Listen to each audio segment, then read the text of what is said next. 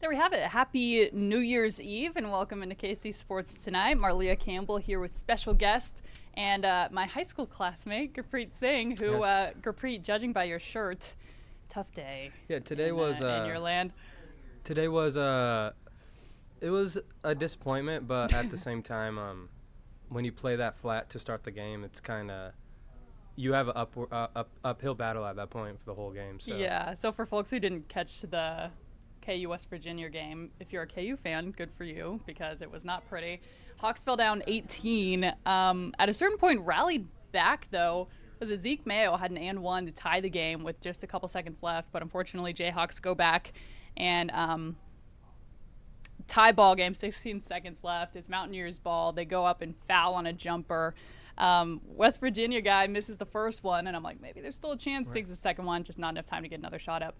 This is KU's first Big 12 opener loss since 1991. Gurpreet, I'm curious, your thoughts on this team just maybe as a whole, with a couple not great losses on their resume, but number 7 in the country. I know it's easy to say the sky is falling after a debut like today, but how are you feeling about the Hawks right now? Well, I've been a KU fan for 25 years at least. Yeah. So they've like you pointed out, they've won the conference opener for 33 years. Yeah. So literally this is the first time since this is a very new experience, yeah. But this team, you can't come out flat like that, and it's all 3 losses are like that's how the game started off. We just couldn't do anything on offense. Yeah. And I think we have a lot of talent, but these pieces aren't gelling, or they're taking a while. It's only been like 11 games, and we have probably we have around like 8 to 11 new players. So that's a good point. You forget that a lot of this roster is new to this team. I think right now it's still technically December. You're able to kind of put a mini damper on concern and look ahead to, I think in 6 weeks we'll have a much better grip on how this team is. But certainly with the talent level of this team coming out that flat, I think that's the biggest concern to me is not that they lost, but how they lost. Digging a hole, an 18-point hole at home on a game that, you're getting up for. With the talent you have on that roster. We haven't played in like 2 weeks. Yeah, that's a good point. That's a good point. That's kind of disappointing to like. And that's what you do when you come out. Yeah, to me it was an energy thing out top too, which is always more concerning, kind of a weird comparison. But we talked about this a lot when we were talking about Sporting KC this season. It wasn't that they were losing; it was the frustration with like the energy in the clubhouse. And I don't know if that's how KU feels right now. I think you might be more on the right track of it's more of like a cohesion issue. But a lot of these players are I don't like when I was a kid I used to like follow these players that would stay for like 3-4 years. Yeah. And obviously the landscape's changed, and yeah. I don't want to sound like an old head, but back in my day. But yeah. I mean, AJ Storr, this is his 3rd college. Yeah. This is I mean, I'm not to single out AJ Storr, but yeah. like it's just like that's how we had the team last year. Nicholas Timberlake came from a mid-major school, and some of these pieces don't gel right away. Yeah. And that's kind of it's the whole new landscape. Yeah. Well, and I think about, when you said guys you'd root for 4 years, it was back in our day. I grew up watching KU basketball as well, and I think about like the first name that came to mind was Russell Robinson, sticking out through the grind of his freshman and sophomore year and ended up being the point guard on that 2008 national championship team. Right. A lot of the big men was a huge thing for KU.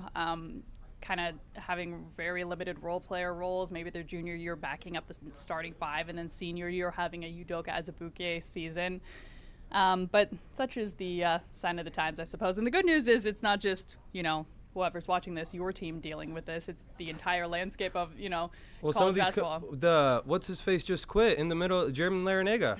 I think he just quit in the middle of the season because of the NIL, and he literally cited, the NIL. I can't do this. So. It's a different time, and I've said this before, but I'm kind of glad my college basketball days ended before this whole thing. I wrapped up in 2018, so it was really like it was 2 years before the COVID year hit, and I think 2.5 or 3 before NIL really kicked in. So certainly a chaotic time, certainly a bad day for the Jayhawks. But again, I think you start to put the panic sirens on in about 6 weeks from now. even 4 weeks from now. I think now I think the Big 12 is going to be crazy because Cincinnati, K-State just lost to Wichita State at Wichita State. Yeah. And then turns around and beats Cincinnati. Yeah. Yep. So I think if you follow college sports, conference play it's where it's pretty unpredictable. As we just saw, we were favored by 12.5 points today. Yeah. And went down by 18. Yeah. So I will say one positive from that, I feel like you have to play Flory a lot more and maybe figure out where to put KJ and Hunter because Flory can guard 1 through 5 and was pressing full court. Yeah, well, and kudos to Zeke Mayo on a heck of a day. A bummer that it won't be remembered for the performance that it was because of the outcome, especially with that and one at the end. But right, alas. And to bring us back with those, all those plethora of shots. Yeah. Okay, let's move on to the Chiefs-Broncos game on Sunday, which airs on KCTV5.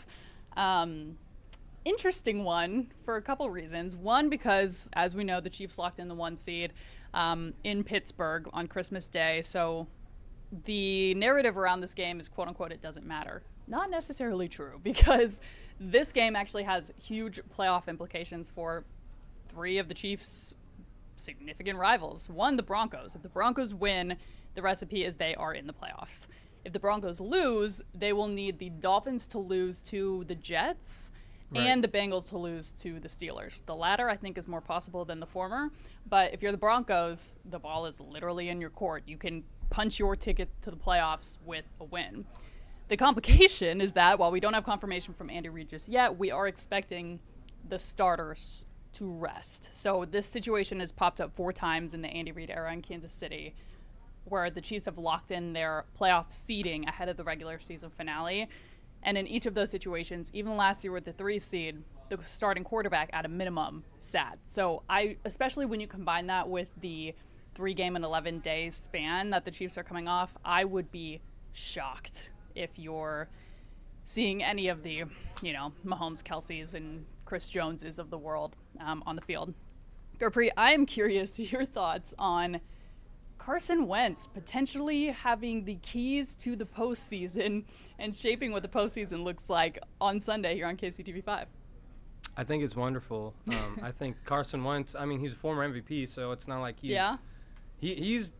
I think he's pretty skillful, but Andy Reid says all the time, sorry to interrupt you, that he thinks Carson should be starting in the NFL right now. He's like, I want to keep him next year, but I don't think we're going to be able to. There you go, and that's a multiple Super Bowl winning coach. Yep. So I think that says a lot. Yeah, that's a good point. Yeah. And another point I think that is, I don't necessarily know who's going to start or not, but I don't foresee all starters playing. Mm-hmm. So the players who are getting playing time that they don't usually get, I feel like they're going to be amped up and wanting to play. And when you come from a culture of winning, I think your standard is just that high. So I don't think they're going to be taking this game lightly. I could be wrong. I'm not in the locker room, but I don't, as a competitor and as football is like a dangerous sport to not play 100% because you're going to get hurt if you don't go all out. So I think that's kind of, I think we're still going to go at this, but the Broncos do have a lot more to play for. I think you nailed it on a million fronts. The first being that the guys you will see on the field are fighting for contracts or fighting for good tape. A lot of them, I think you're going to see a lot of the kind of injured, I'm thinking Charles Omenihu, who hasn't had necessarily the reps he's needed since his return from his ACL. DJ Humphries, we're hearing, Andy Reid told us earlier this week, he's looking like he's doing okay. Do you give him reps on Sunday to get live game action before the playoff push, in which you're really hoping he can play a bigger role and move Joe Thuney back to where he's comfortable? So for the guys taking the field, the second part of it, so the first part is that these backups want long NFL careers. Here's a huge opportunity on a Sunday under the lights. The second being, I don't think you have the culture the Chiefs have without approaching this game like it matters.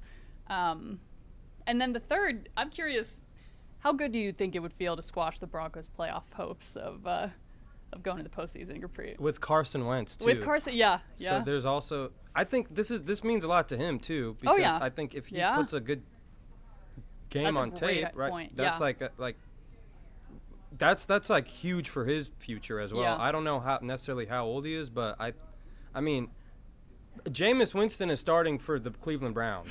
So no disrespect to like Jameis or Carson, but 32. Carson Wentz is 32 years old. Right. Actually, I think it was his birthday yesterday. So happy shout late out Carson birthday. Wentz. You're about to hopefully get a Super Bowl ring. Yeah.